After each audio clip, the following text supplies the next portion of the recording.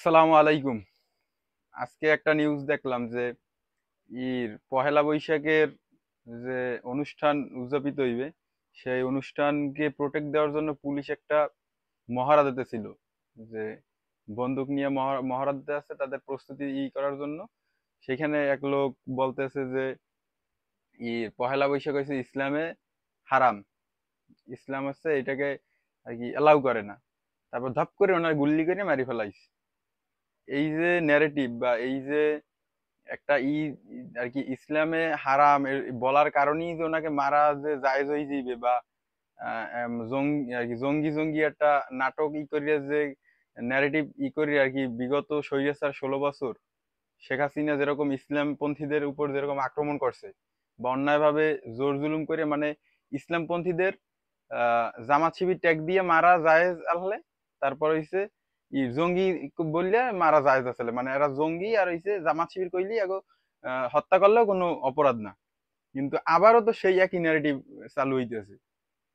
2000 রক্তের উপর দিয়ে যে এই সরকার আসলো, শেখ হাসিনার তৈরি করা ন্যারেটিভ বা এই যে জঙ্গি ন্যারেটিভ, আমেরিকার যে বয়ান, শেখ হাসিনার বয়ান, এইসব বয়ান তো সবকিছু ধূলিসাৎ করে দেওয়া উচিত ছিল।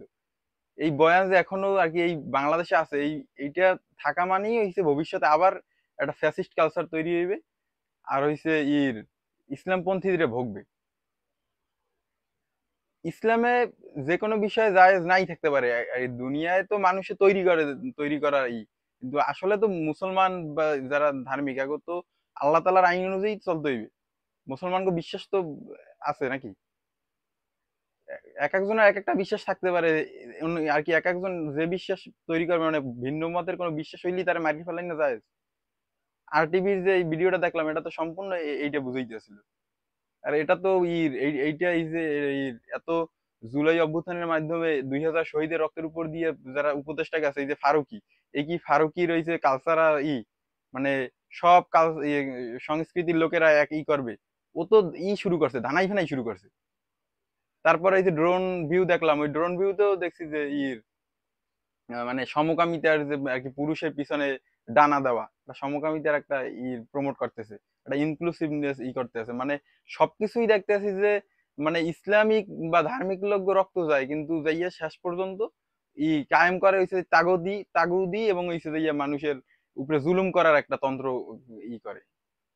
আসলে এইটা মোটেও কাম্য না, এবং এইটা মুসলমানদের এবং ইসলামপন্থীদের এর উপরে সোচ্চার হইতে হবে। নাহলে এইরকম যে জুলাই অভ্যুত্থানের পরে আবারও একটা জঙ্গি বা বিভিন্ন ধরনের ট্যাগ দিয়া এরকম যে মানুষ মারি ফেলে না জায়েজ হইবে, এইটা যদি প্রতিবাদ করা না হয় বা দমানো না হয়, তাহলে ভবিষ্যতে এই শেখ হাসিনা যা করছে তার থেকেও ভয়ঙ্কর হবে। আর এই ফারুকিকে বলতেছে, উপদেষ্টা ফারুকিকে, আপনি হইছে ইর বেশি বাড়াবাড়ি করতেছেন।